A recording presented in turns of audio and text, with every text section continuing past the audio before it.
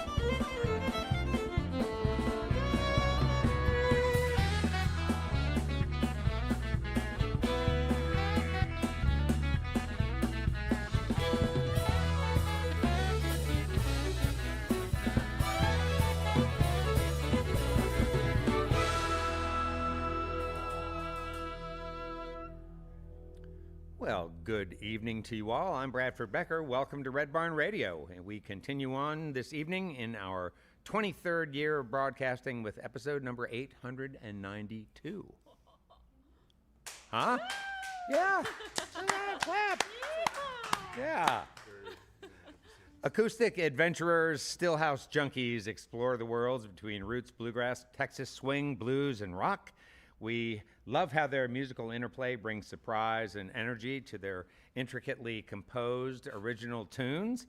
Based in the southwestern Colorado town of Durango, the trio consists of founder Fred Kozak on guitar and mandolin, longtime member Alyssa Wolf on fiddle, and Jeanette Adams on upright bass. Formed in 2017, Stillhouse Junkies plans to release their fourth album in early 2025, which I guess is probably pretty close to now. They released a single called Lord Have Mercy only weeks ago. Welcome back to Red Barn Radio, Stillhouse Junkies. Thanks so much for having us, Brad. Thanks, Brad. It's called Invocation. 1, 2, 1, 2, 3, 4.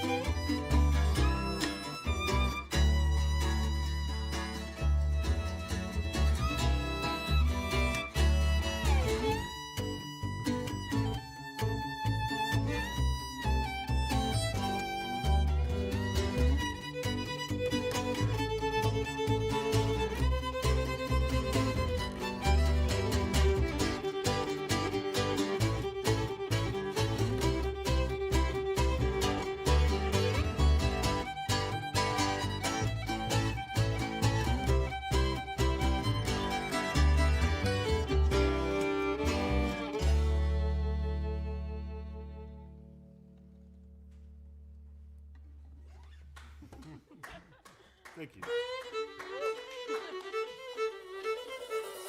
Good evening and welcome to Red Barn Radio.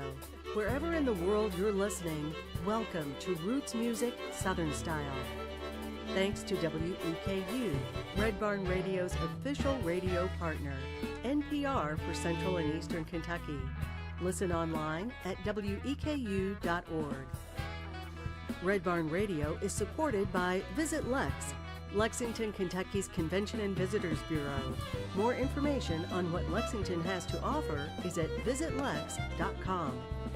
LexArts, Lexington, Kentucky's premier cultural development, advocacy, and fundraising organization, working for the development of a strong and vibrant arts community as a means of enhancing the quality of life in Central Kentucky.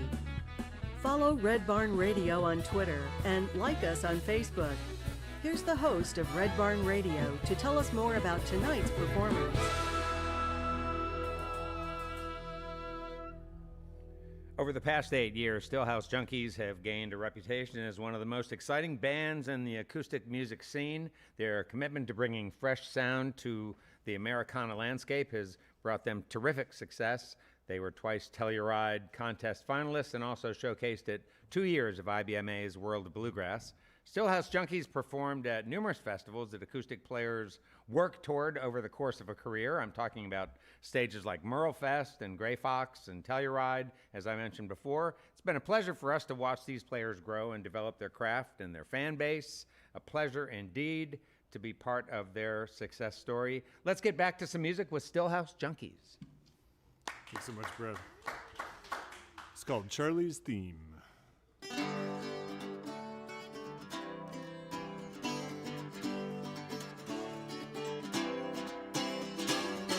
I am no stranger to the sun. I work the field until the working day is done, singing like Sunday for an audience of one. I am no stranger to the sun. I hit the town like Cassidy. I bet the farm wanted back on 17.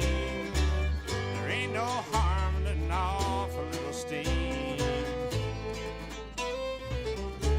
But I paid my dues and some. When it comes down to it,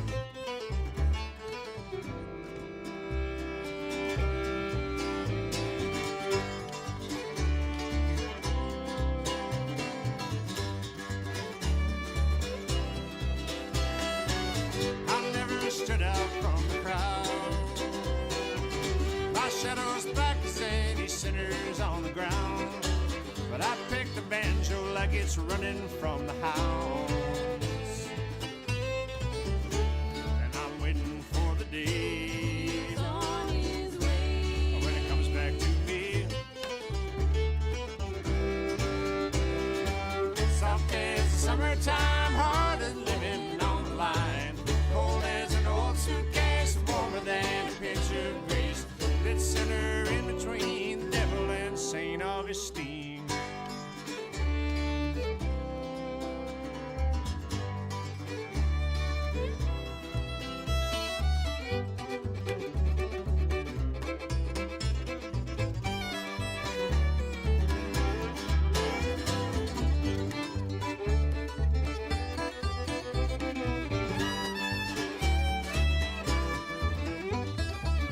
I wore a hole in this old name, dragged it around till it never was the same.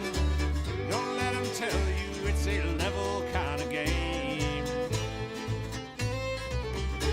But I played an ace or two. If you ever knew me, soft as the summertime, hard as living on the line. Cold as an old suitcase, warmer than a pinch of grease. That center in between the devil and St. Augustine. It all depends on what you see. If you're hoping for the best of me.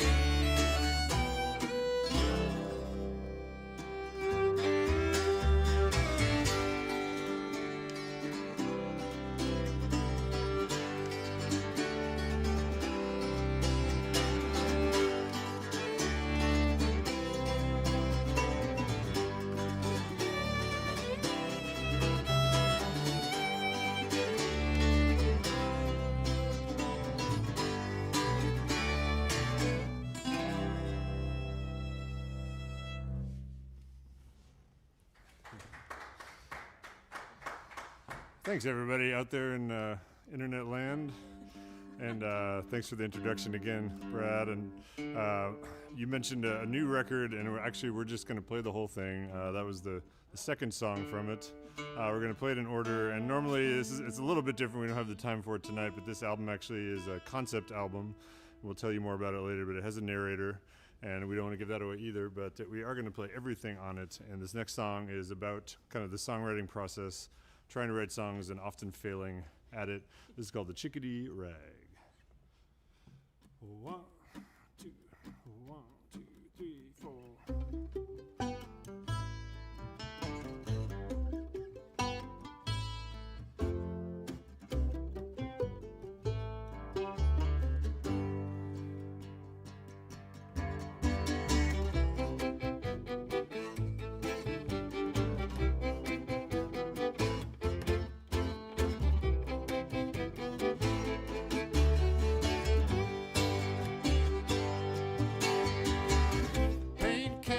Paperweights, lost time in loose pages, lonely and knows 100 ways.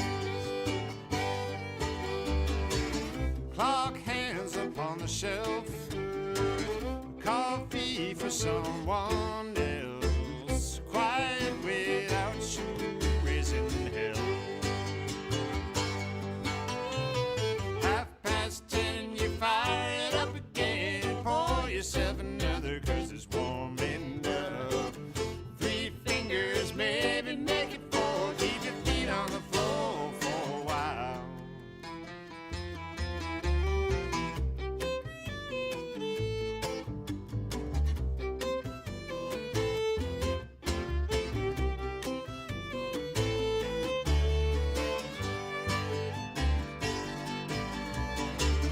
Lights on into the night, you burn till you got it right.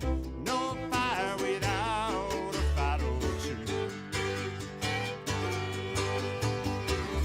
Footholds and fingerprints, the breadcrumbs you might have sent, gone left to wonder where it went. 10:30, you fire it up again, pour yourself another, 'cause it's warm enough. 3 fingers, maybe make it 4, keep your feet on the floor for a while.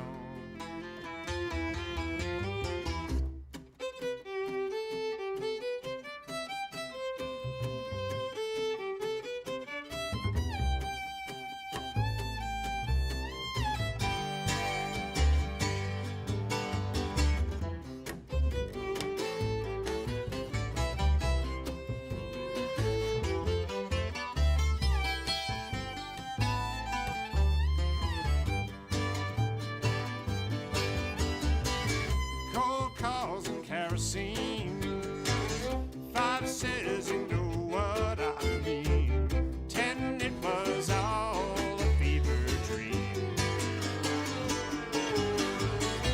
Ain't no time for moving on, more wine until it's gone. You go find yourself another song. 10:30, and you fire it up again, pour yourself another, 'cause it's warm enough. 3 fingers, maybe make it 4, keep your feet on the floor for a while. Past time, you put it on the line, leave a little something for the next sunrise. 5 minutes, maybe make it 10, it'll come back to find you again.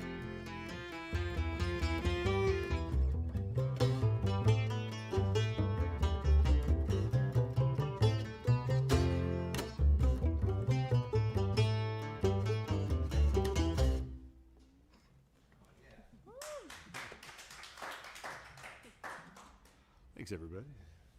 Ooh-wee.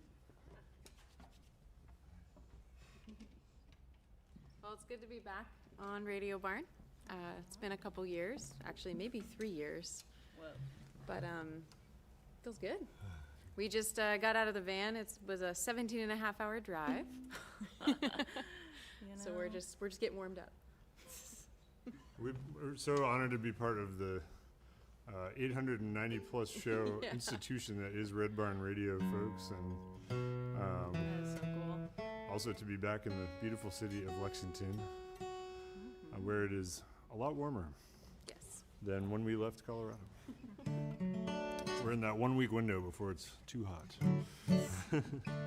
It's called Hold On to It.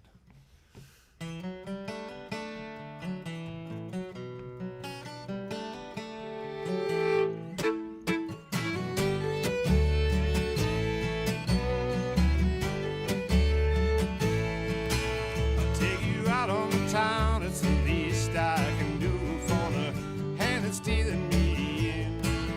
You keep playing the game, I'll keep making my move. Wonder how it'll sell in the end. Well, I was falling apart, it was walling me up Amontillado in a cul-de-sac. Every knock at the door, every stone at the window, coming for me like a heart attack. Somewhere better days are waiting, waiting, and it won't be long.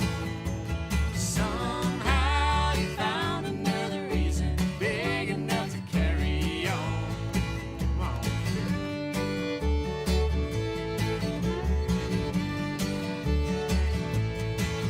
Took the heat of the evening for a walk on the bank, muddy water like a sheet of glass. Heard your song like the river, tipped my head up and drank. Any moment it could be your last. Somewhere better days are waiting, waiting, and it won't be long. Somehow you found another reason big enough to carry on.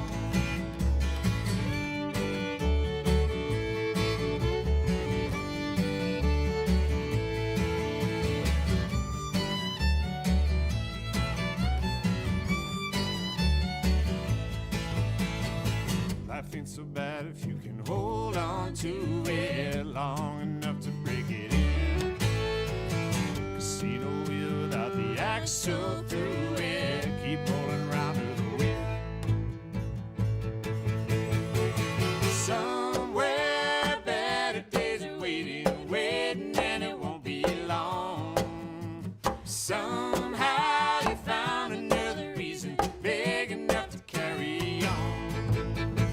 Somewhere better days are waiting, waiting, and it won't be long.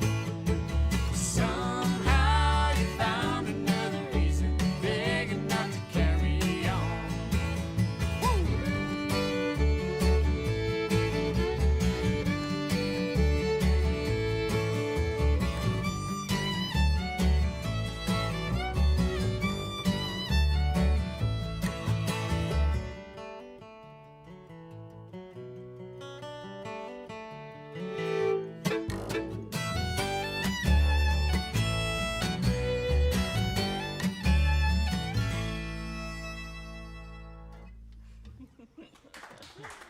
Alyssa Wolf on the fiddle.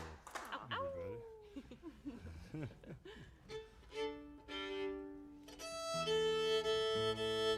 Well, folks, this album, we'll tell you a little more about it as I'm tuning here, is the story of a fictional character that I kind of came up with back in 2020 in the pandemic. A banjo picker from the Deep South who gets discovered and brought up to New York City and tries to make it in the New York music scene and just navigate the music industry, and has some adventures along the way and learns a few things, and ends up back where he started, happier than before. And this next song is kind of the beginning of his journey out of the South up to New York, and kind of amusing on heading into the unknown. It's called Upriver.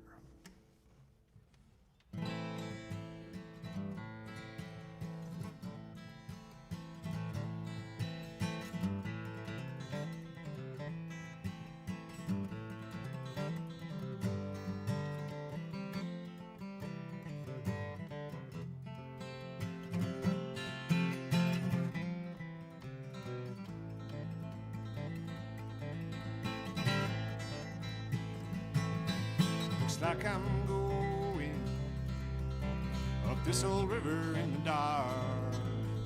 No flickering, hardly sparks light my way.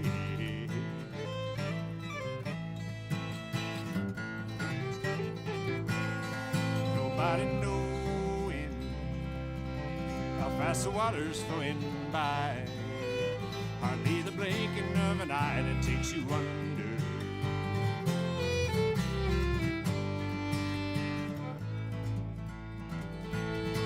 It's worth a try, and I'd be lying if I said playing those games up in your head won't make you want it more.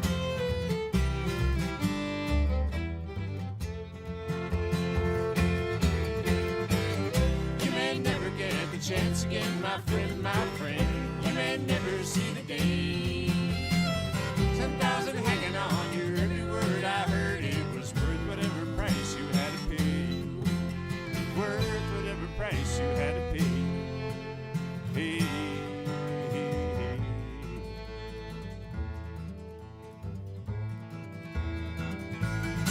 Guess I'll be climbing out of the canyon at the end, and to the breach again, and then no one can say.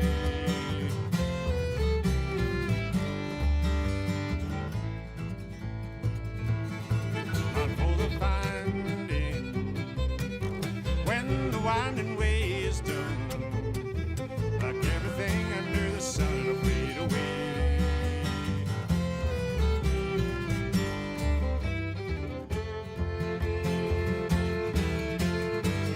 You may never get the chance again, my friend, my friend. You may never see the day.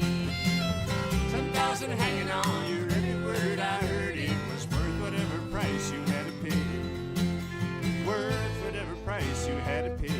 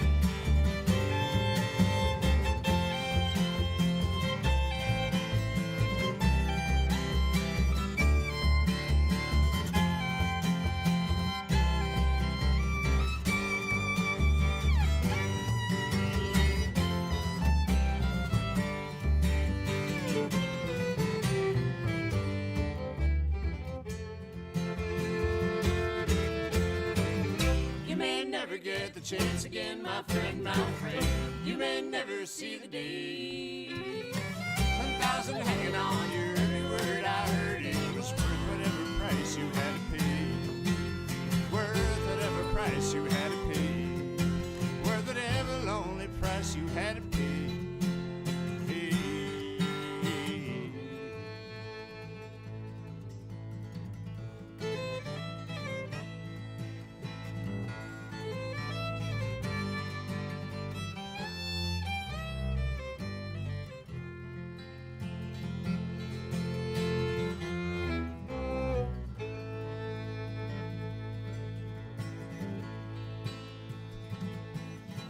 Like I'm going up this old river dark. No flickering, hardly sparks light my way.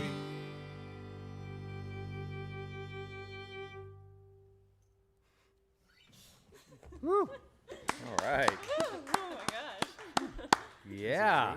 Wow, that was athletic. It's a I'm bit of sweating. a journey. So I'm sorry, Alyssa.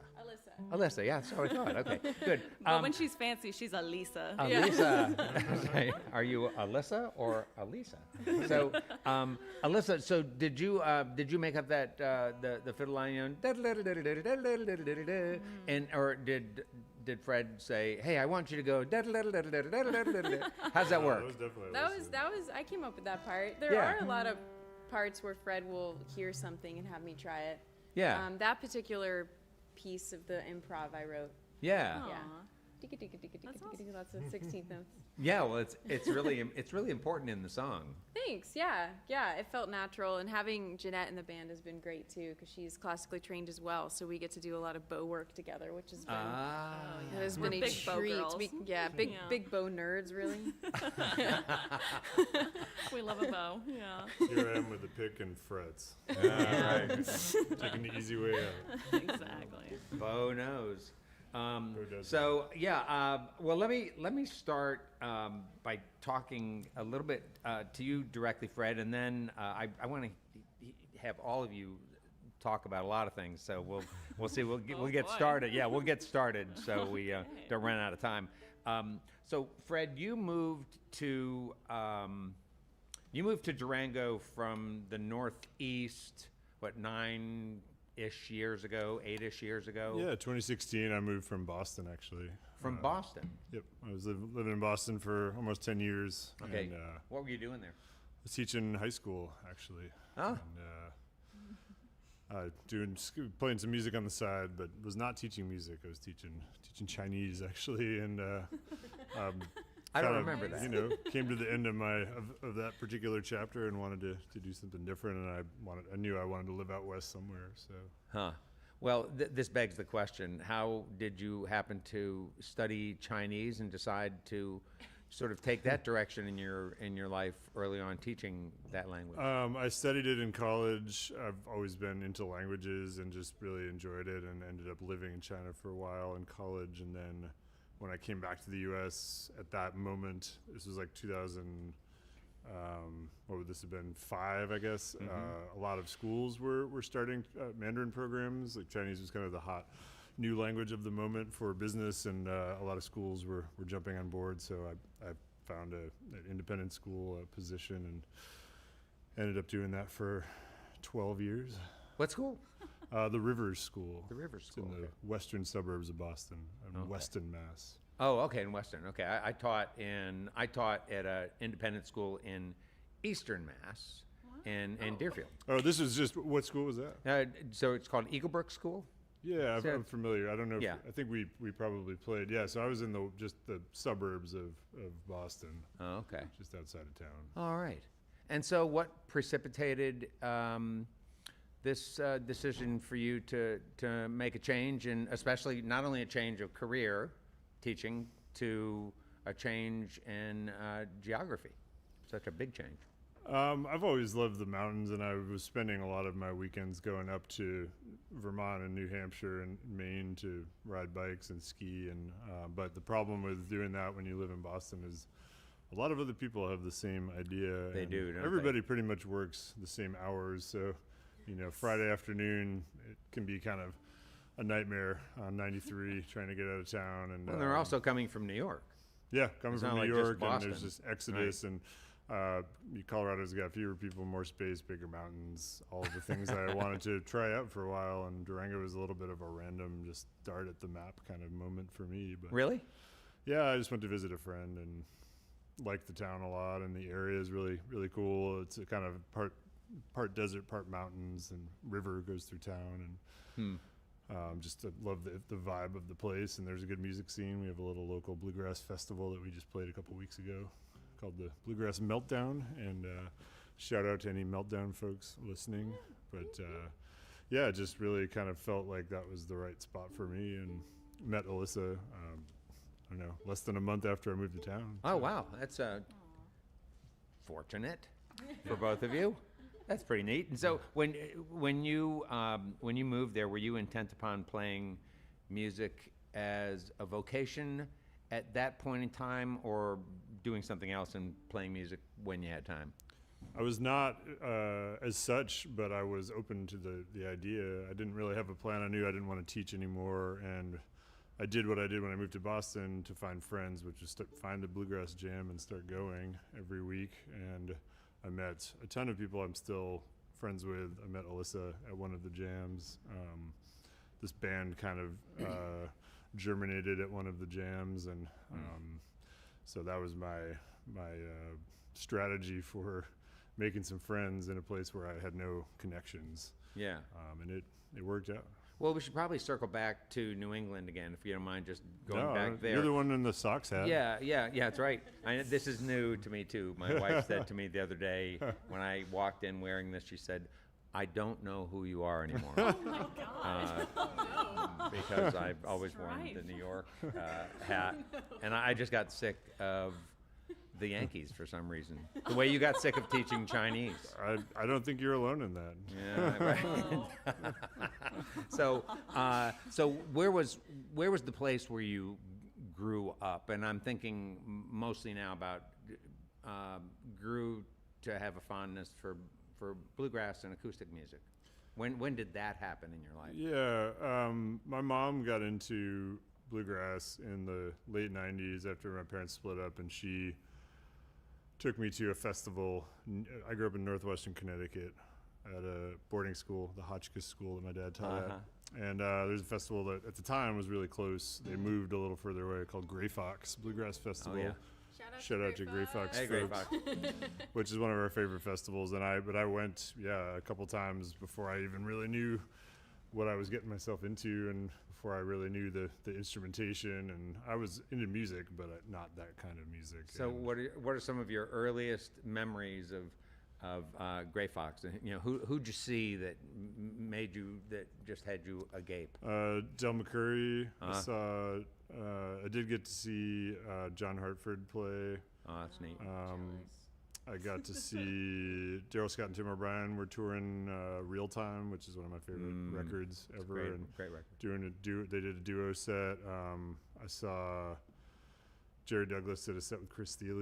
And the workshops, I don't know when we've been at the festival playing it, we haven't had a chance to really do a ton of workshop stuff, but they had these incredible workshops where they would just put these heavyweight players together, and they have a mandolin workshop with Mike Marshall and David Grisman and Chris Steele and Ronnie McCurry, and we get to sit there and just kind of watch them jam and stuff like that. And again, not really knowing the music that well, but knowing that it was cool. And coming from rock and coming from learning some kind of funk and fusion stuff, it was different, I guess. And What was your rock wheelhouse when before you were playing acoustic music? I was a big AC/DC fan. Still am a big AC/DC fan. Big Zeppelin fan. Those are the two bands I think I. Hey Fred, what's your favorite band now? Oh, we don't need to get into that. Well, I'm enamored of a particular group out of Vermont, but we don't need to talk about that. Well, tell us about it at some point. Yeah, we'll talk about it later. Okay, all right. Undercover. All right, yeah, okay, good. So you came out of this this sort of AC/DC Zeppelin territory. Am I getting this right? Then late '90s, mom. Your parents split. You and mom went to some bluegrass festivals, blew you away. And at that point in time, were you playing some acoustic music at that point in time, like playing guitar? I started playing and mandolin? guitar in '96. Okay. And then my mom started learning mandolin, and she had a acoustic guitar. My mom is tuned in, I'm assuming. Hi, Mom. Aww. What's your mom's name? Bev. Hey, Bev. Bev Kozak. But she was very open to letting me pick up her guitar and mess around, and bought me my first electric guitar, and with no pressure. She never made me feel pressure to learn, but I think she could tell it was something I would maybe take to a little bit. And just through kind of the my friend group played some music in high school in a couple bands, and then didn't really get into bluegrass until college and after college. But whenever I was home, my mom had a whole crew of friends that she would jam with on the weekends, and I would go and attempt to jam along, not really knowing the repertoire at all, but just trying to develop my ear, and that's where I sort of got exposed the most, I guess, and learned a lot of the fiddle tunes and a lot of the standard songs that you would run into in jams at festivals and things like that. Yeah, you and your mom ever played together? Yeah, we've never had a band, like a formal band or anything, but we've jammed a lot, played a lot of music together, and I have sat in with her bands before over the years, various bands. What kind of bands does she play in? Acoustic bands? Yeah, string bluegrass bands. bands? Yeah, String bands? kind of grassy, folky. So that's I love been, it. that was my introduction to all this stuff. That's neat. What a neat relationship to have with your mom. Mm-hmm. Yeah. Yeah, I'm very lucky that I got all of this exposure, and that my mom was open to, never pressured me into having to like it or anything, but she showed it to me and gave me the tools to pursue it. Yeah. Teachers? How about teachers? Your mom was a teacher. Was one of your she teachers? taught me a lot, and she's Yeah. a great singer, has an amazing ear for harmony. And Beautiful. I just had one guitar teacher in high school, and he was a jazz guy, like really a jazz guy, like leather jacket, ponytail, referred to people as cats. Did you seek him out because he was a jazz he was the only teacher? guy, and I learned some stuff from him, but he was kind of had the jazz like attitude, like everything else is dumb, jazz is the only cool thing. And he was at Hotchkiss? He was at Hotchkiss. Okay, yeah. gotcha. So he was like subcontracted with Hotchkiss to come in. Yeah, and no, I teach think the he's kids. still teaching there. Mike Musalami. Yeah, he's an amazing player, and he taught me a lot. He wasn't like, oh, let's learn some AC/DC solos. He was like, no, you don't need to be learning that. You need to learn some Wes Montgomery, Yeah. which I've still listened to a lot of jazz, and but other than that, I have not really taken lessons. I've just kind of learned by ear and from watching people and listening to records and going to shows and. So when you got now to Colorado, back to Durango, when you got to Colorado, did you show up there with a big cache of songs already to roll out for some players, or?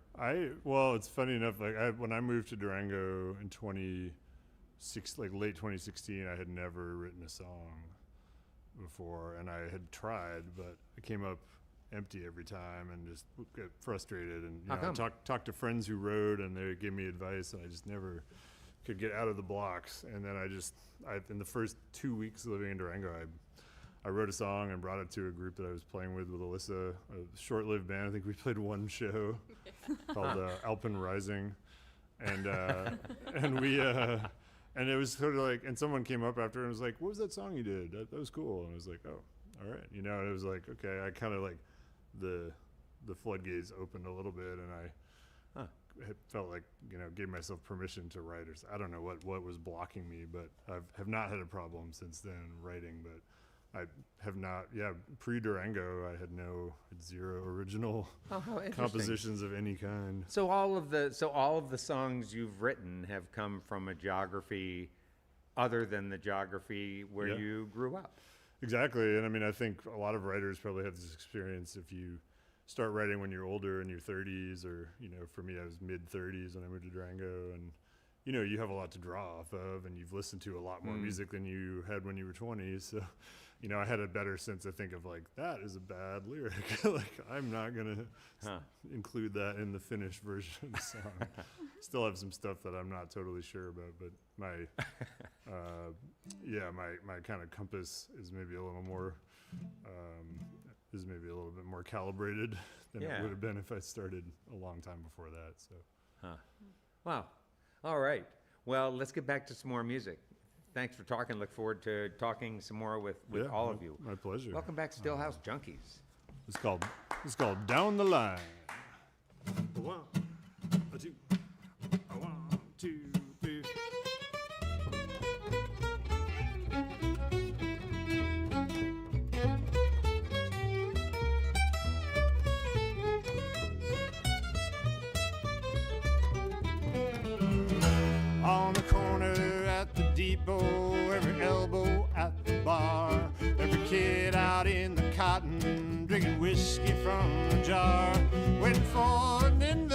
station. Wonder if you got the time to break a little bread before you head on down the line. Pumping gas, pouring tulips, putting too much time away. You can get it back, and that's a fact. Just like the bones of yesterday. You got every conversation soaked up, every drop of wine. I guess you're gonna take what you can get on down the line. Down the line, oh down the line. Rolling like a cannonball up through the pines. Tennessee, she's calling sweet. Only place that's left for me is down the line. Jeanette Adams on the bass, everybody.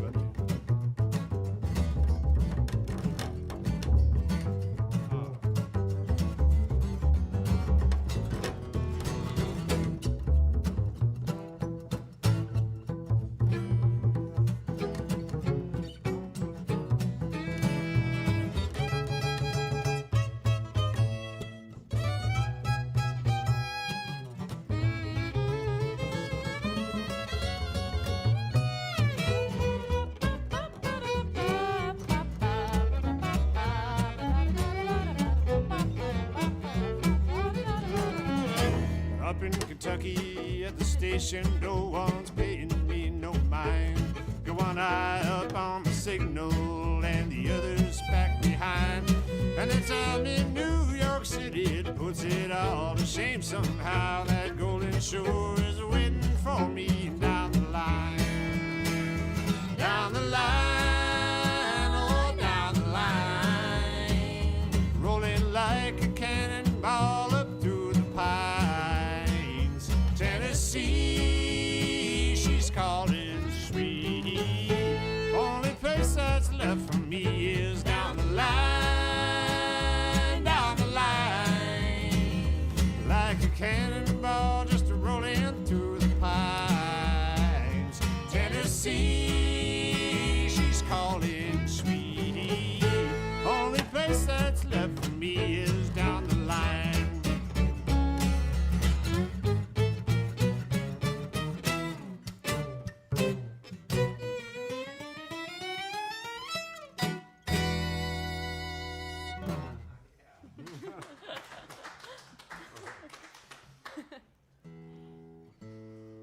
Well, as I mentioned to everybody earlier, we're kind of adding details about this new record. We just released a single that we're going to play in a little bit off of it. And we have another single coming out in the next 2 weeks, I believe. But the album's called The Ballad of Charlie Avalon. And again, it's a story of a musician from southern Louisiana, a banjo player who gets brought up to New York City by this mysterious producer character that we introduced a little bit earlier in the song Hold On To It, and kind of tries his hand at the music business. And this is the city stage of the album. We have just arrived in New York. Charlie is kind of a fish out of water, trying to find his way through the concrete jungle, and he finds that the whiskey still works, just the same as it did back in Louisiana. And take the edge off a little bit, this is called The Whiskey Works the Same in New York City. We're going to feature the incredible Jeanette Adams on bass on this one. Get it, girl.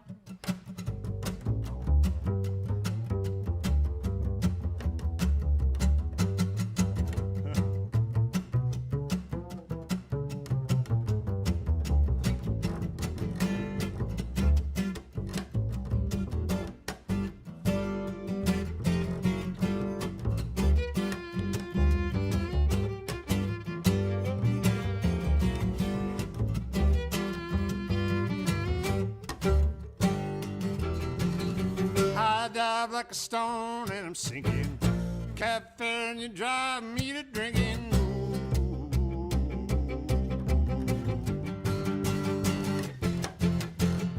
Concrete all the coffee you're spilling. Cold feet in the time that you're killing.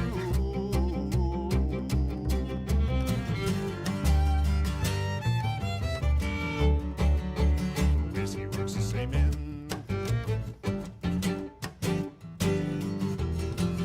New York City, New York City keeps on filling it up for me.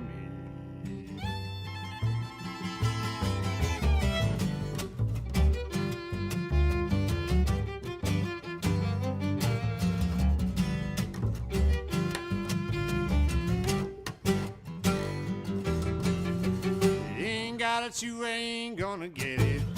Ain't hot to burn if you let it. Ooh.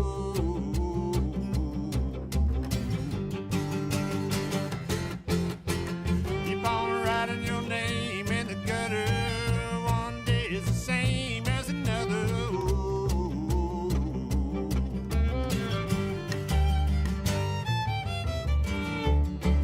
So busy works the same in. New York City, New York City keeps on filling it up for me.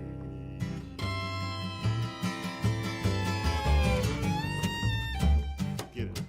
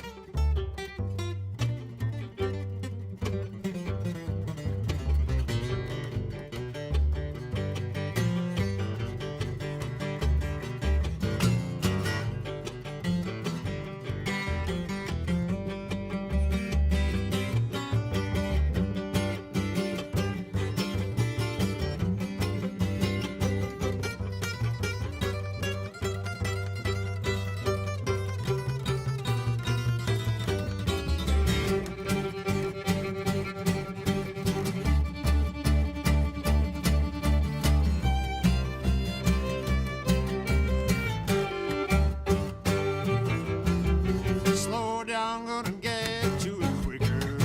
Downtown with a head full of liquor. Ooh.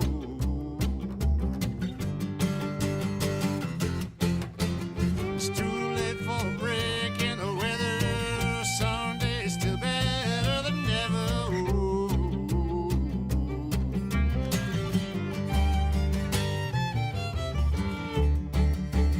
Whiskey works the same in.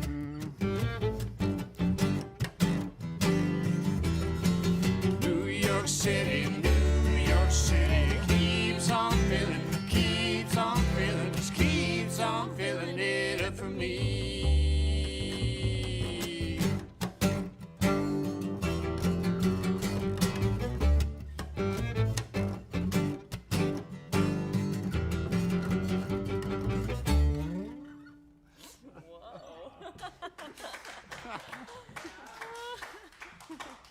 Jeanette Adams, everybody. Wow. All right, and then we're going to play the last In the City piece here. The album's kind of organized into little chunks, and this is the city segment, and this is a song that's near and dear to our hearts, and kind of an expression that we use in the band a lot. It's hard telling, not knowing. When you're trying to make a decision for the good of the band, especially financial decisions, like, well, hard telling, not knowing. A lot of the time, not sure of the outcome, but anyway, this is a little tribute to that. This is called Hard Telling, Not Knowing. 1, 2, 3, 4.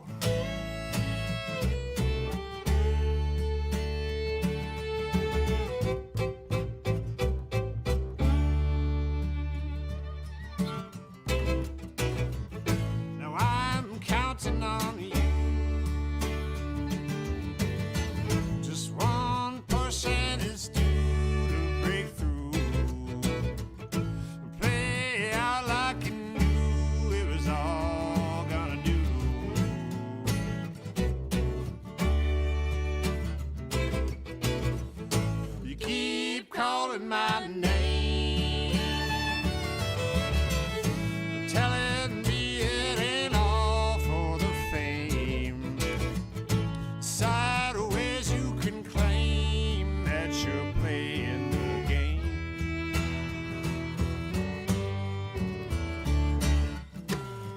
Hard telling, not knowing, hard working when the seams aren't showing. Some secrets, you're gonna keep it all to yourself. Come crawling, and everybody's come crawling with the engine running, and it's hard telling, not knowing.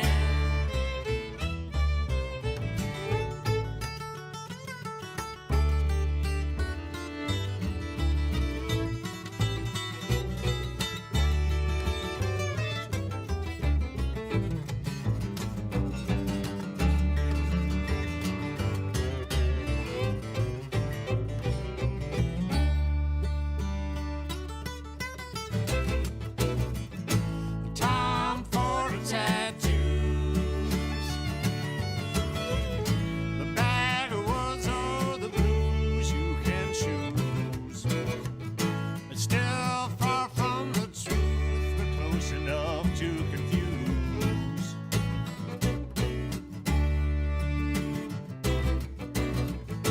Top shelf for the well. It turns out it's the same if it sells.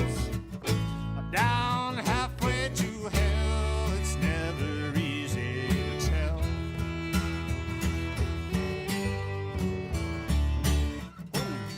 Hard telling, not knowing, hard working when the seams aren't showing. Some secrets are gonna keep it all to yourself. Come crawling, everybody's come crawling with the engine running. It's hard telling, not knowing.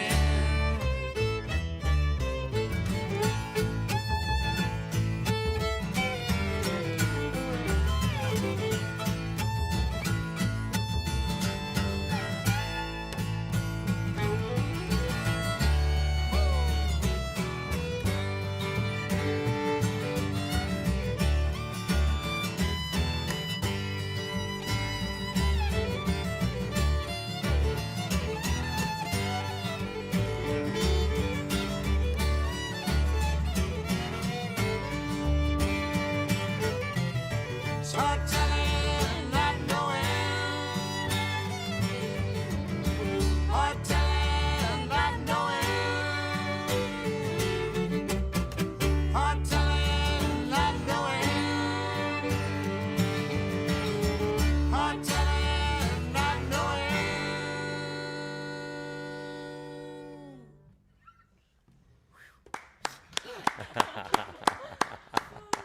Alyssa Wolf on the fiddle one more time. All right. Woo. Hey, I'd like to take a moment to remind listeners of something that you maybe already know, which is that our live streams, tonight's live stream and any Wednesday live stream is available online for you to view at your convenience, along with live audio streams, compliments of WGAD.net in Central New York. And what I do need to remind you of is how much it means when you share our program with others. You let them know how much you enjoy listening to it, and that's what keeps us coming back, folks. How about next week? Let's talk about that. We welcome back next week the Rough and Tumble, a terrific band of four traveling through the area from New England, actually. Again, New England. Mallory Graham and Scott Tyler inevitably formed the Rough and Tumble in 2011 as the friends turned into bandmates. In 2015, these bandmates, now turning spouses, sold everything they could, bought a 16-foot camper, packed up their instruments and a couple of small trinkets that they couldn't part with, and they hit the road.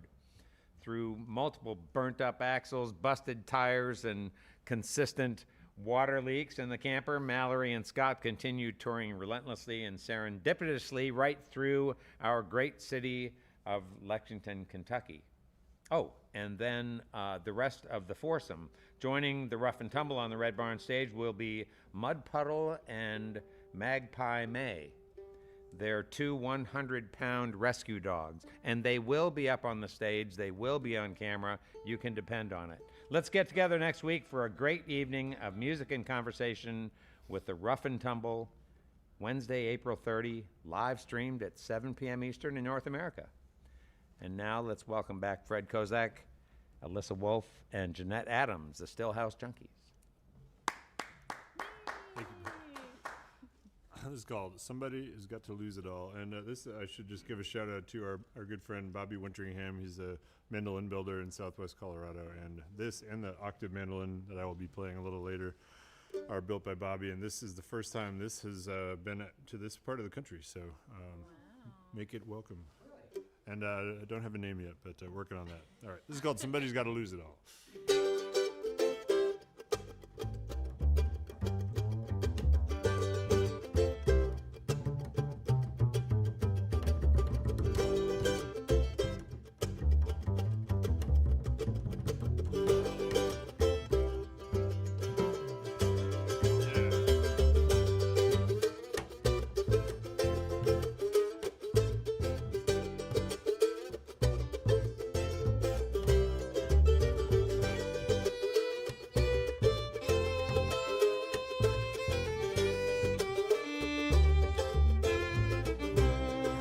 Said you just gotta maintain until it starts coming in. You sleep on the last train and take it right on the chin. To keep it clear of the cocaine, spit it into the wind. Keep it out of the fast lane. Take the wrong way again, my friend. Breathe it in and out. You got to try. Leave a little for me when you die.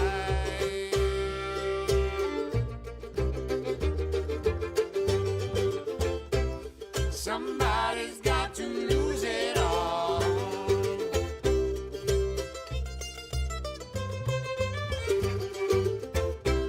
Somebody's got to lose it now. Another one-way ticket to the short way down.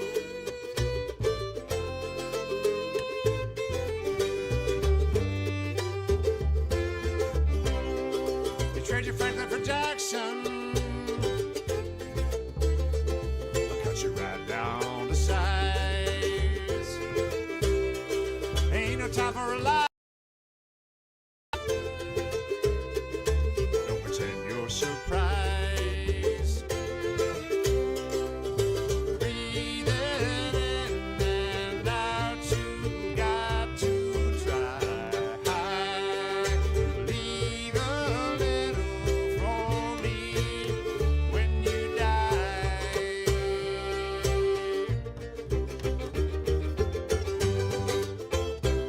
Somebody's got to lose it all.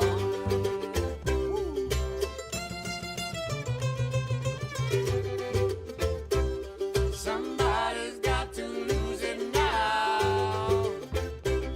Another one-way ticket to the shore way down.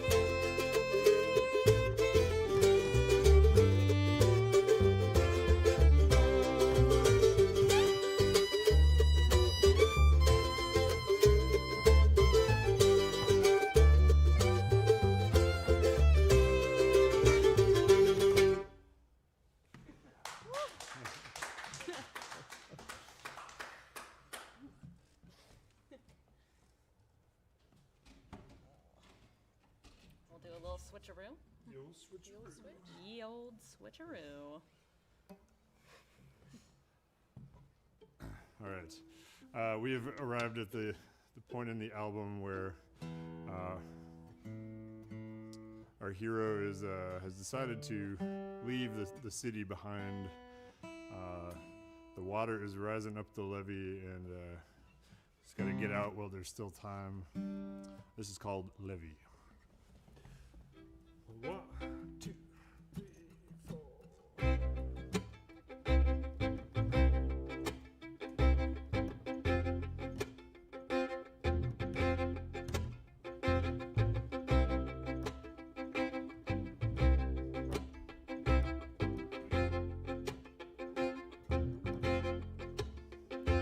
Rising right up the levee, ain't no stopping it now. Rain coming heavy and it's gonna give out. Blowing hard up the river like it's 7 and 10. Shot for the shivers and we'll do it again. Yeah, we'll do it again.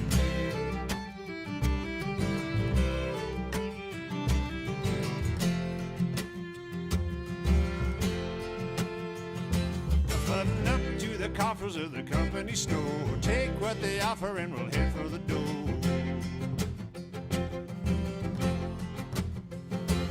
Blowing right up the river like a 7 and 10. Shot for the shivers and we'll do it again. Yeah, we'll do it again. And turn your collar up, look it right in the eye, like an empty cup or a train rolling by.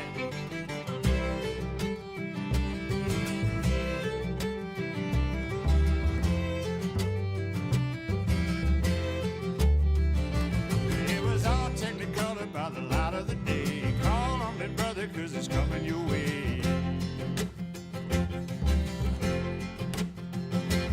It was all for the taking, but you never believed. Swear it was right and sitting right at your feet.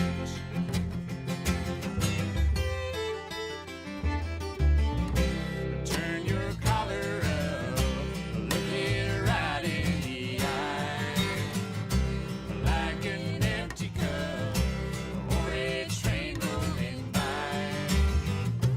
Just consider this for a minute or two. All the bitterness when they pin it on you.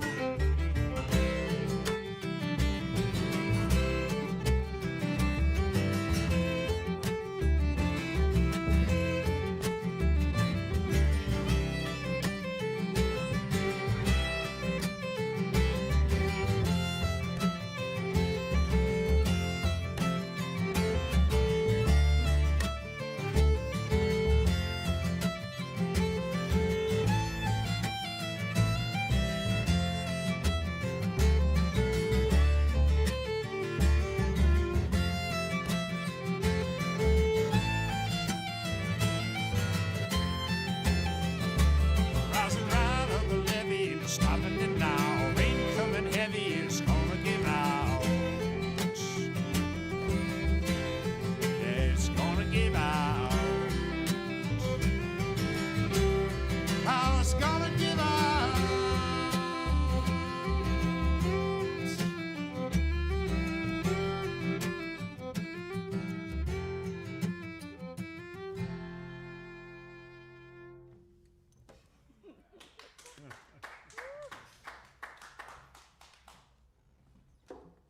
Oh, it's time for the big switcheroo. And let me pull out my other bass. Well, while you're at There's it, no way we could fit 2 basses where we're going. maybe 2 fully broken down basses. True, Jeanette yeah. just went through open heart surgery. My so my we're- bass just went through a makeover. Over on this side, there's like a big incision where you can take off this whole neck now and shove it in a box and take it on a flight, which I thought would be necessary considering how much we travel. So I got it done, and yeah, this is like day 1 of me playing it since it got the surgery. And It's still sounds holding good. together. It's like she's solid. How does she sound out there, people of the internet? I Yeah. can't hear you. I literally can't hear you at all. Those comments better be Louder. blowing up that they love my bass. Let's open a window. All right. Yes. Tell us what you think in the comments, folks. And we're going to play the first single that we just released a little less than a month ago off the new record. This is called Lord Have Mercy.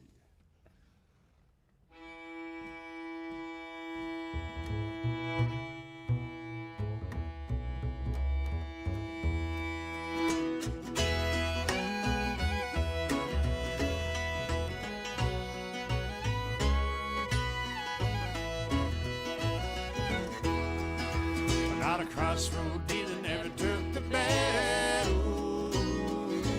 You're as clean as a filter that you ain't smoked yet. But one for the money, never had to show. Two for the day, pay it back and go. Lord have mercy on Charlie Avalon. Try your worst, but just find some mercy for me.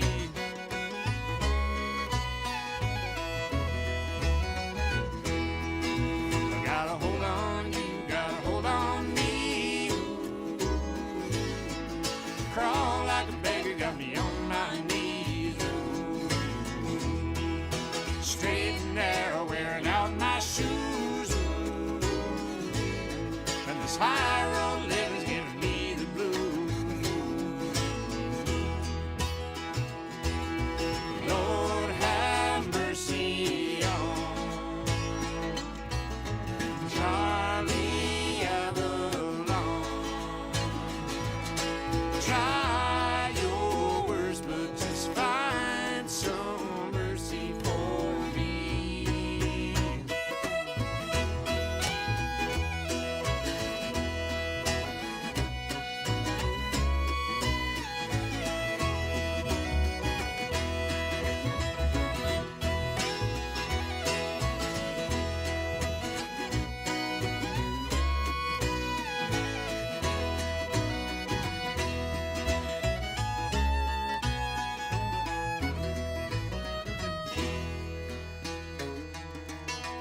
Oh, big muddy on the evening tide. Ooh, singing, left my baby by the riverside. Ooh, short time leaving just to be long gone. Ooh, white lines calling like a country song. Lord have mercy on Charlie Avalon. Try your worst, but just find some mercy.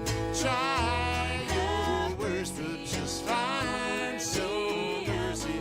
Try your worst, but just find some mercy for me.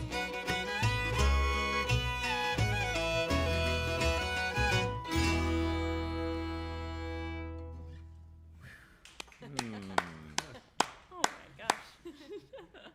Well, it was fun to hear that one live. I've been listening to that a lot over the last week or so. Aw, thank you. Yeah. Learned all the harmony parts and everything. Oh, yeah. Oh, really?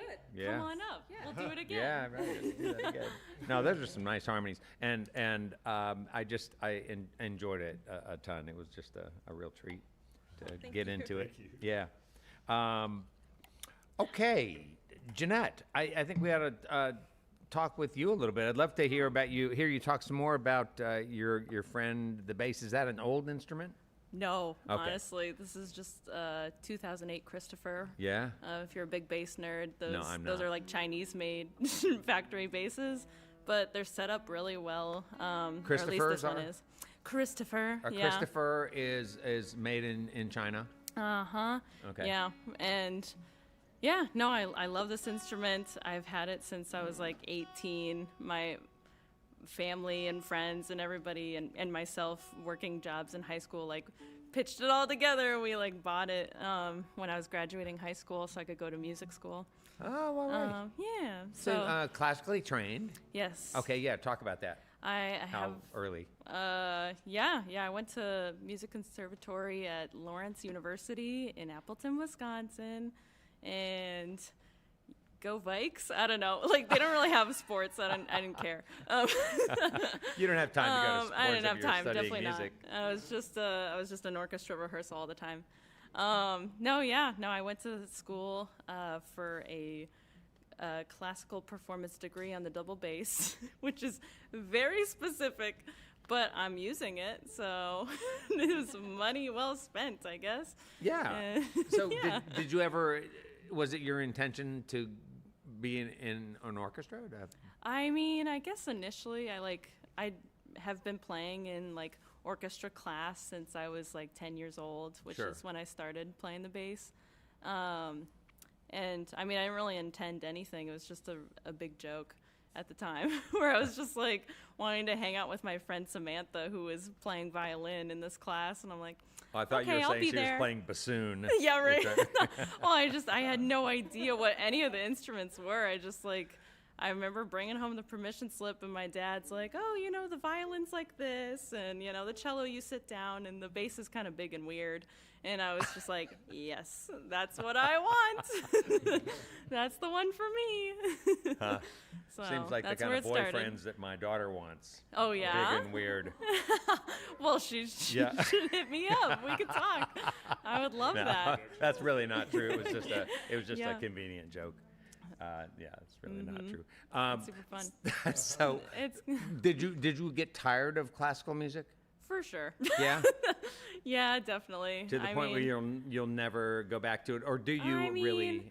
I wouldn't say never in that, like, I still have some classical gigs here and there, Yeah. and I enjoy those just on a very marginal basis. Weddings, that kind of thing, No, or- nobody wants a bass at their wedding. I don't know. Except for my friend, a bass player, who had me at her wedding. Uh-huh. But no, yeah, I just play, like, sometimes with regional orchestras and whatnot, and, find it to just be social and fun. Yeah. But I've never considered actually going into auditioning for, like, big-time orchestras after being so burnt out in college. Like dealing with some tendonitis issues and stuff like that just makes you really think about, oh, what do I love to do? And that's probably play the bass in a different way. Yeah. So, Yeah, so the tendonitis comes more in bowing than in doing what you do in this Yeah. kind of music. Yeah, there's a different kind of bow that I used to use called the French bow, where it was just like a lot of tension in my thumb and therefore like shooting up my arm.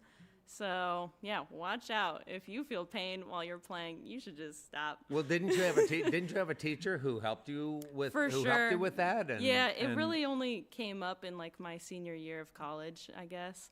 And my professor, Mark Ernest, is amazing, and he worked to help me a lot with trying to find different ways of doing that. But I was like getting ready for a senior recital where I have to perform like 30 minutes of solo bass stuff, and I didn't have time to really investigate too much. So, yeah, at this point now, I can play without pain, and I feel great. Oh, good. So, yeah. Good. We're good. How did you transition from that music to God's music? I'm a very godly woman. I don't know. I guess, yeah. I mean, I played mostly classical, and I was also in a lot of jazz stuff when I was younger and in college too.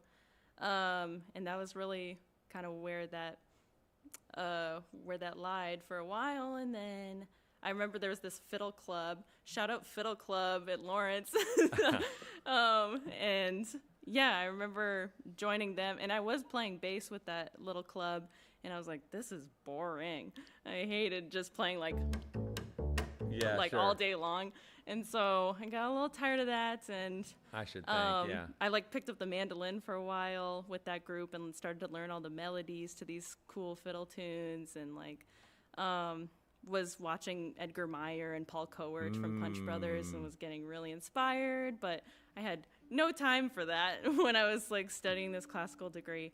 So I really, I moved out to Colorado from Wisconsin and started kind of playing around with friends and neighbors and stuff. And then from there, just like got more and more involved in the music scene, and especially in like folk genres. So was sort of where the way it's that popular. Fred did. So you went from Wisconsin, but you were originally from Colorado, yes? No, Oh, no. I'm originally from Michigan, actually, the Upper Peninsula. Oh, I hope okay. my mom and dad are watching. I hope they are too. Yeah. So you went to Wisconsin from the Upper Peninsula, and then from yep. Wisconsin to Colorado, and Exactly. sort of in the same way that Fred did, but you didn't go from such a long distance. Yeah, totally. It's not far a jump. And It's from just such little a hop. different culture. I mean, it also seems to me that Upper Peninsula, Wisconsin, and Colorado culture are probably pretty similar. They're all Honestly, yeah. people of the cold. I feel like, well, in Colorado, you see the sun every day, dude. It's so nice. And in Michigan, you just don't. No, and true. neither in Wisconsin either. They don't. Yeah, not much better there. So I just had no idea. I was like, wow, I was really depressed most of my life until I moved to Colorado. Thank God.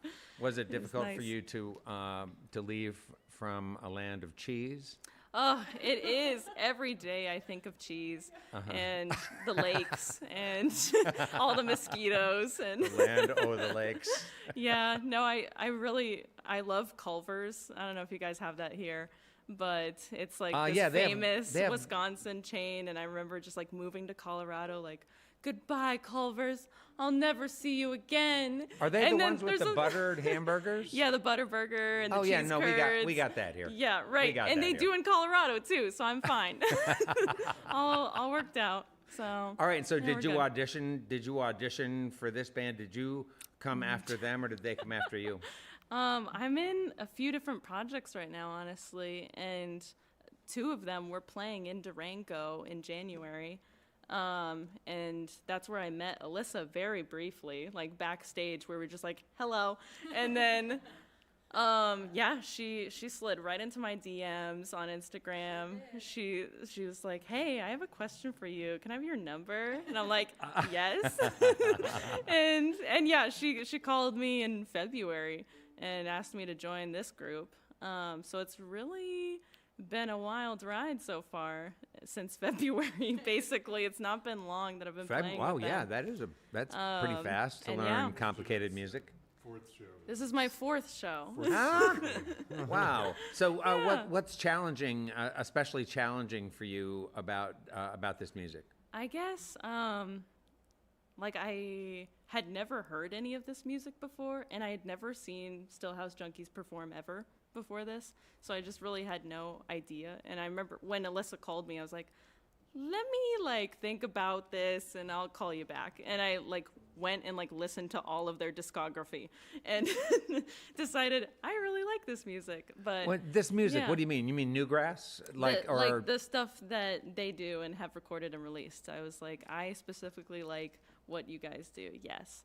And so I was in, and it took me a lot of practice to get it up to where it is now, at least. And what do you like about it? I feel like it's a cool mix of lots of different genres, and it's very nuanced and has like a lot of complexity to it while feeling kind of easy listening in a way, like, you know, fun and easy in that way. So it has the coolest vibe, and I really, I vibe with it. It's fun. Has this been the most demanding for you vocally of the projects that you've been involved in? Is this a Good question. Yeah, I just wonder if have you always played a vocal role in projects you've been involved in? I mean, as of late, yes. And I play in a bluegrass band, and I play in another kind of Americana roots project, and I've played in other bands before. But I mean, I had never sung until when I was in music school. We had to take a singing class, and so I had like that much experience after that. And so it's been a huge learning curve to be able to just like sing, play, learn new music, memorize it all at the same time. Yeah. But I'm very dedicated to it, and I feel like my work ethic speaks for itself, in that, like, if I care about something enough, like, I will work so hard, and I don't have a day job, so that helps too. Well, that's interesting you say that. We'll ask Alyssa if she feels the same way. Nah. What kind of a work ethic does she now? So, Alyssa, Alyssa vouch for me. I will say Jeanette's work ethic is phenomenal. Well, I vouch. don't doubt that. Obviously, just kidding. So but you did say, Alyssa, that it's nice to have another bow nerd in the band. Yes. Bow nerd. Exactly like that. Yeah.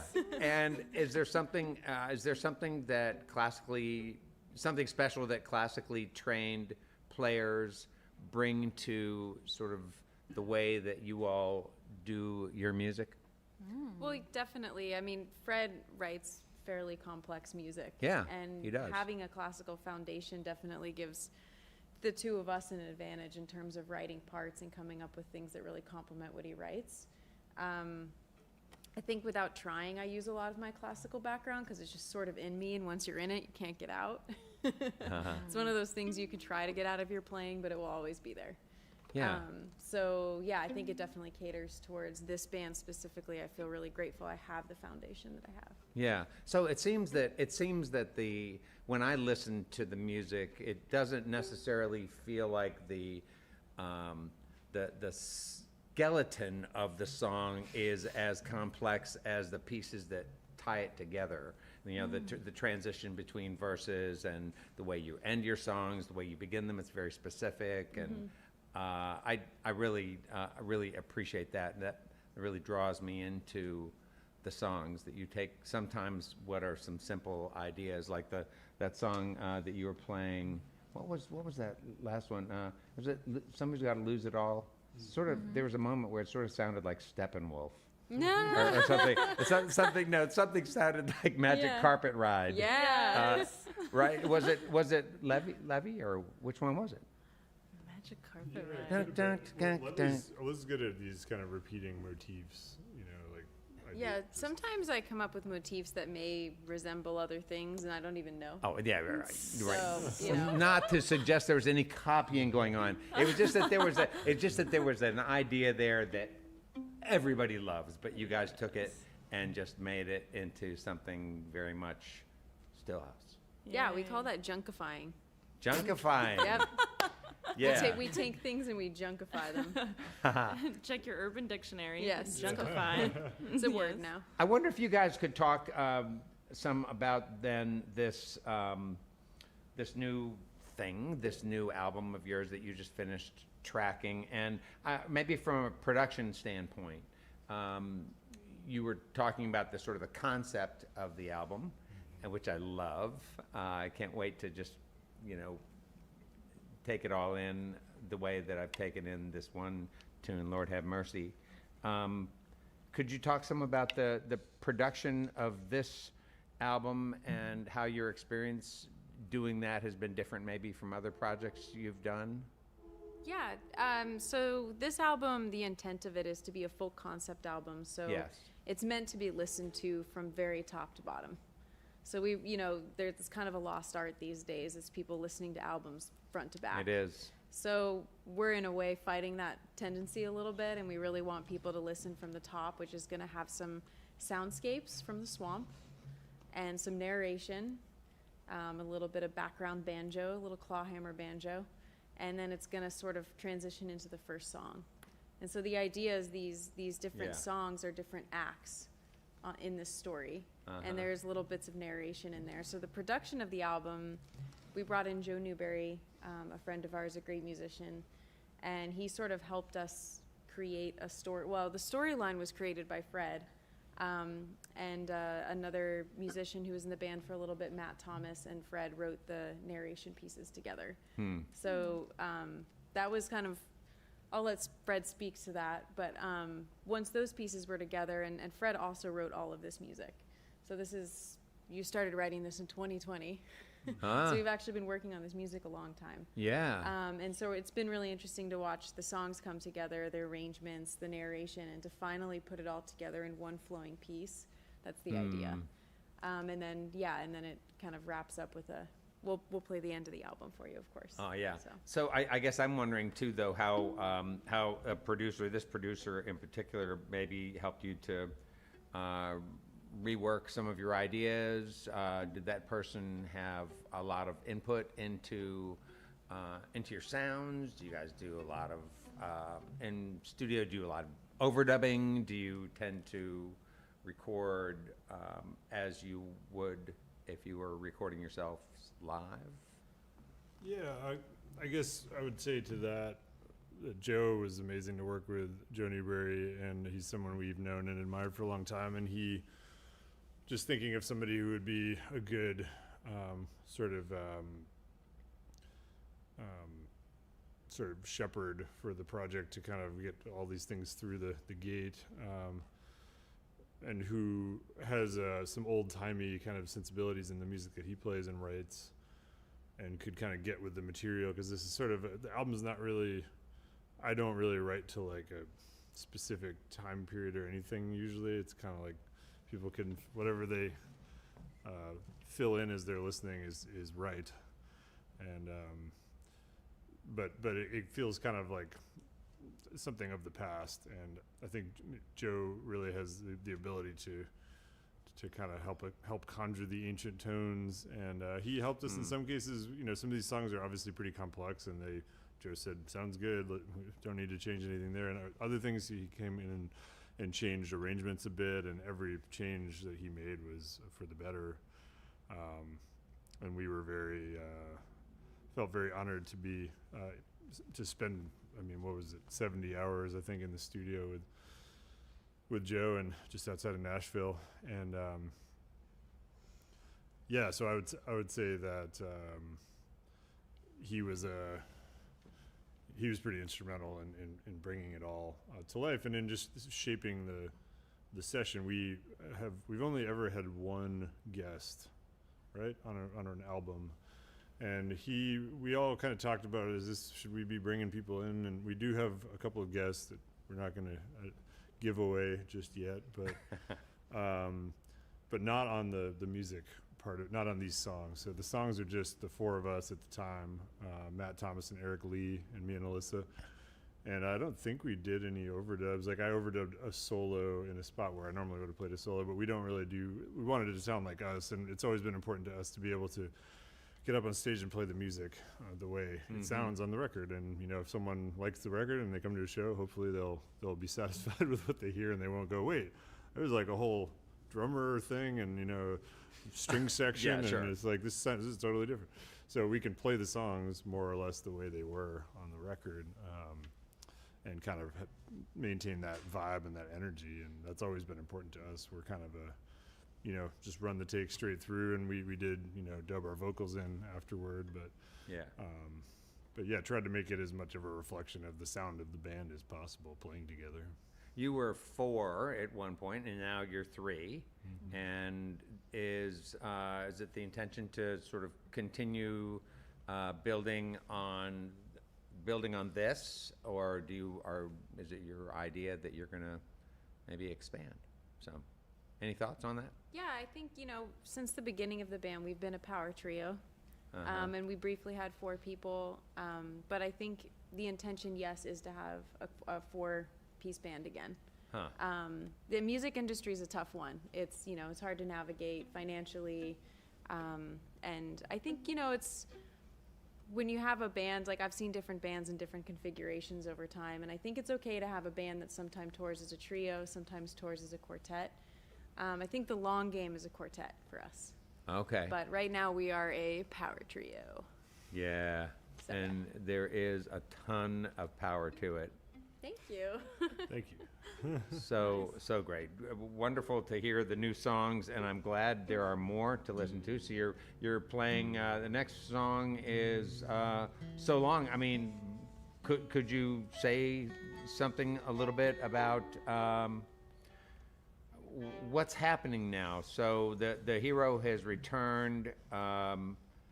to where he started. And now what? Charlie is back. He's back in the bayou, Yeah. back on his front porch of his cabin, listening to the tree frogs and sipping on some fine Kentucky bourbon, and just feeling like the experience was worth it, and he wouldn't do it any differently. Going to the city and this whole thing, he learned a lot, but sometimes you realize, like, actually I was kind of happier back where I started when things were simpler. And so long as he's saying, it's not a condemnation of the music industry as a whole or anything. He's saying, I had a good time, and it brought a lot of value to my life. But there's a line in it, raise a glass or two to me and all that was not meant to be, which is kind of saying, it just wasn't meant to happen. And sometimes in life you realize that, and it doesn't mean that it was a waste of your time or energy. And these last two songs are kind of a reflection on the journey that he just went through. All right. Thanks. And this is So Long. 1, 2, 1, 2, 3.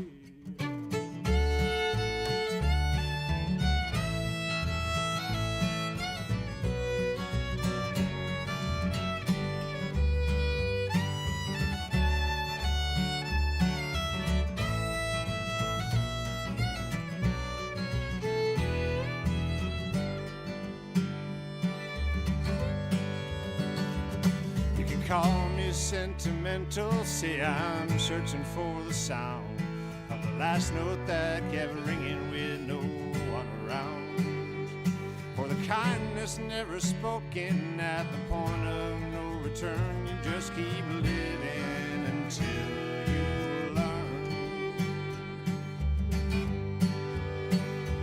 So long, so long. Raise a glass or two for me and all that was not meant to be.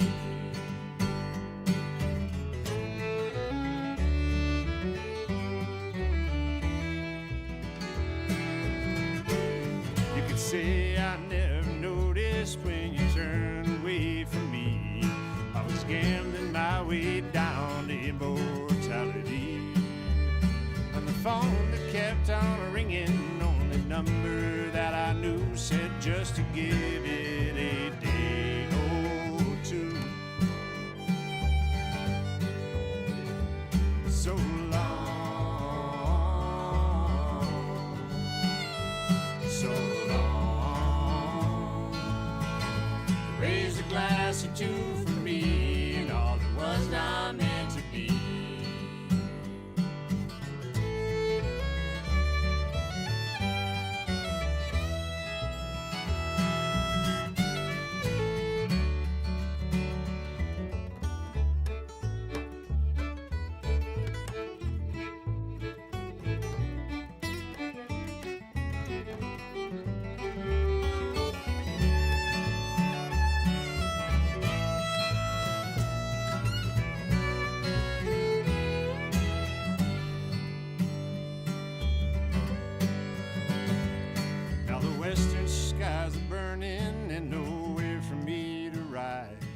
Songs out of the window to the falling night.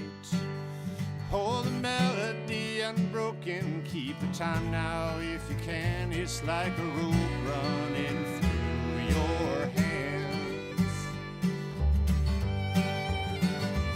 So long, so long. Raise a glass or two for me, was not meant to be. Just a glass or two for me and all it was not meant to be. Or was it ever meant to be?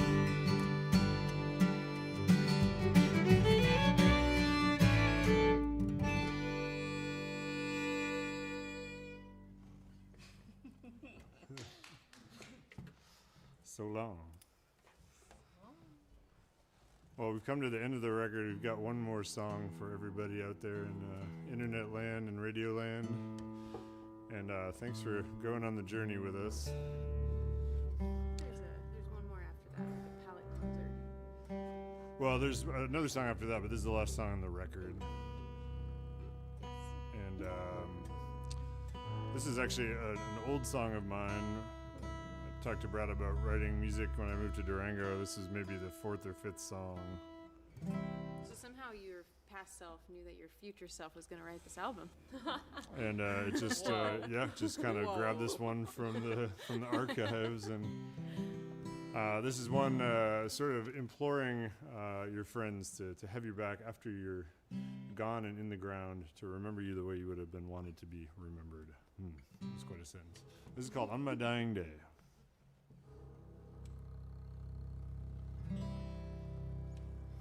When I shuffle off this mortal coil on my dying day, will you see my bones into the soil and my spirit on its way?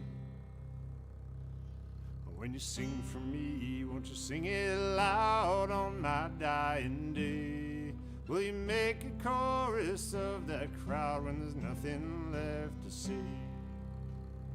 On my dying day, my eulogy, will your memory be true to me on my dying day? When they scatter me into the wind on my dying day, will you keep those thoughts of me within when my body is gone away? They lay those roses on my grave on my dying day, will you make believe my soul was saved and never went astray? On my dying day, my eulogy, will your memory be true to me on my dying day? When the people have all gone again on my dying day, will you put beside me watching when the blue skies turn to gray? This night is fast upon me now on my dying day, will you paint those stars upon my brow to guide me from this place? On my dying day, my eulogy, will your memory be true to me on my dying day?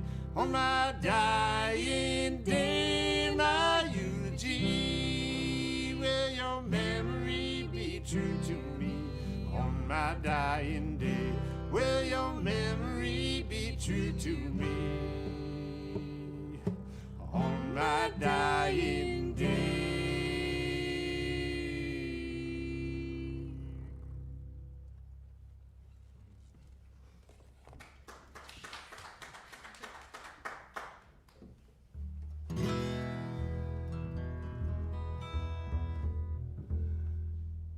Yeah, that's in tune enough.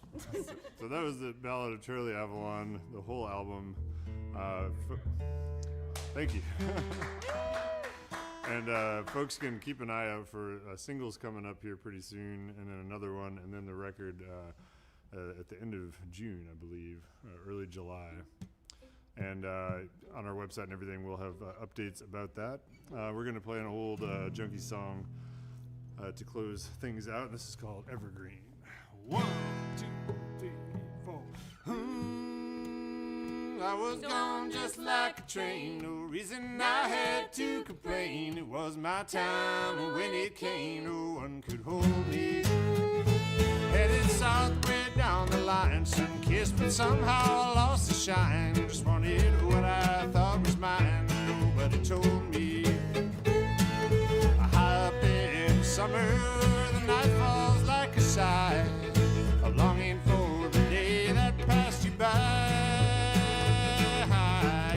Evergreen, I'm coming back to you on that southern track to do the things I never could before. 17 years, what's a little more?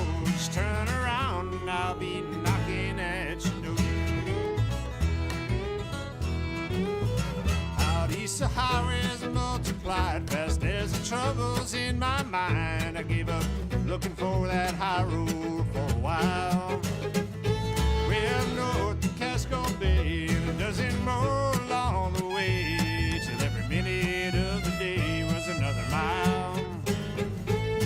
In the half light of the winter, with the bottle in my hand, how far until you finally understand? Evergreen, I'm coming back to you on that southern track to do the things I never could before. 17 years, what's a little more? Just turn around and I'll be knocking at your door. Come on now.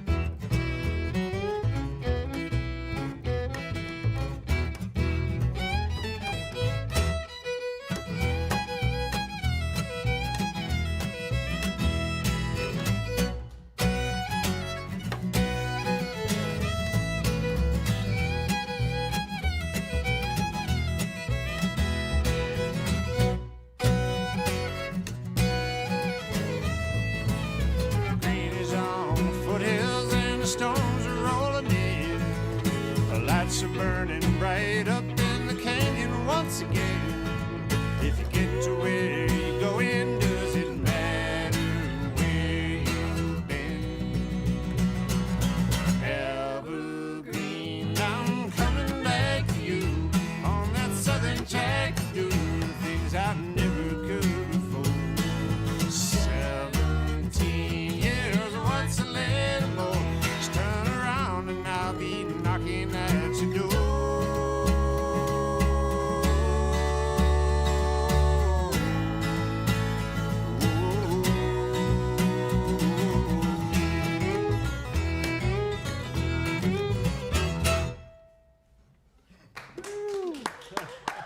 Yeah.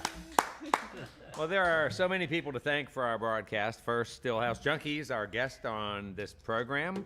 We want to thank all of you for listening to our webcast, watching us on social media, and those listening to us on our growing network of Red Barn stations and media worldwide.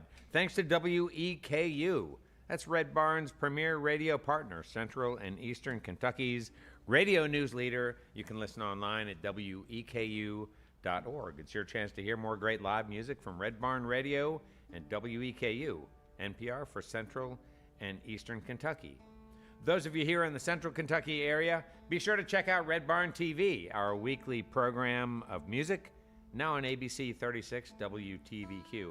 Red Barn Radio comes to you from our home, the Arts Place Performance Hall in downtown Lexington, Kentucky. Our website has updates and further information on our guests and future programs. We're on the web at redbarnradio.com. Before we close out the program, let's bring back Stillhouse Junkies for one more tune. Surprise! Oh my gosh, us? Really? Brad, thanks again for having us, and thank you to the whole crew, the film crew, the sound crew. You guys do a wonderful job here, and we're very grateful to be a part of it. It's a pleasure, and we hope to keep coming back. Thank you guys. This is called Colorado Bound.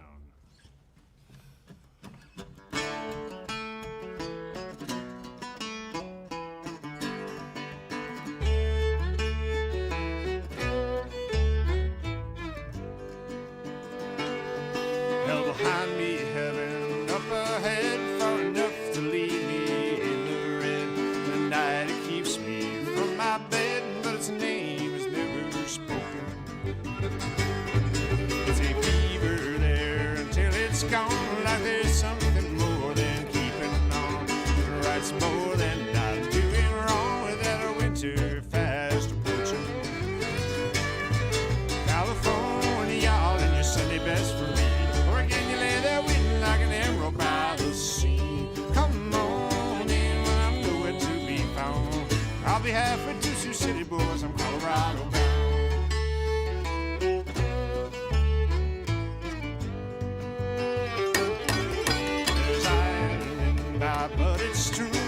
man must do what he must do. 1,000 miles to somewhere new, and that road is always open. California, y'all, and your Sunday best for me. Oregon, you lay there waiting like an emerald by the sea. Come on in when I'm nowhere to be found. I'll be halfway to Sioux City, boys, I'm Colorado bound.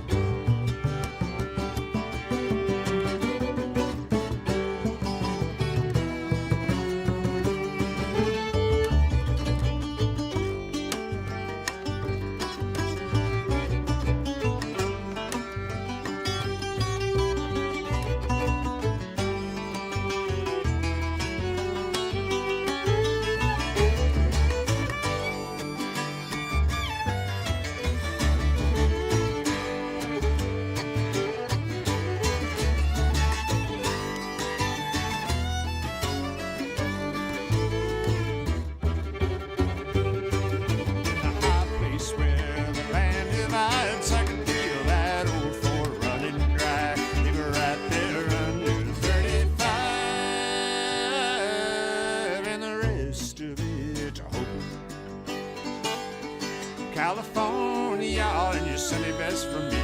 Oregon, you lay there waiting like an emerald by the sea. Come on in when I'm nowhere to be found. I'll be halfway to Sioux City, boys, I'm Colorado bound.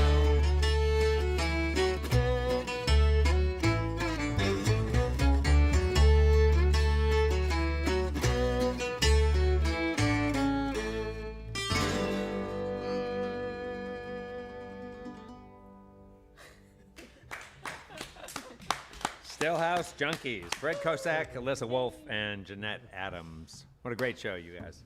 And that's all for our show for this week. You can see and hear Red Barn Radio worldwide as we stream live on the web on YouTube, Facebook, and Twitch, Wednesdays, 7 p.m. Eastern in North America. It's always great to hear from all of you who listen to Red Barn Radio's archive performances on your favorite streaming platforms and our Red Barn Radio YouTube channel as well. Speaking of you listeners, before, during, or after you enjoy Red Barn Radio, as we discussed earlier, please take just a moment to engage with us. Your comments and your sharing keeps us growing and continuing our mission to bring roots music, Southern style, to your neck of the woods and beyond. And now we bid you good night. Let's stick together, let's appreciate each other, and let's join up again for another great evening of music and conversation on Red Barn Radio. I'm Bradford Becker. See you next time.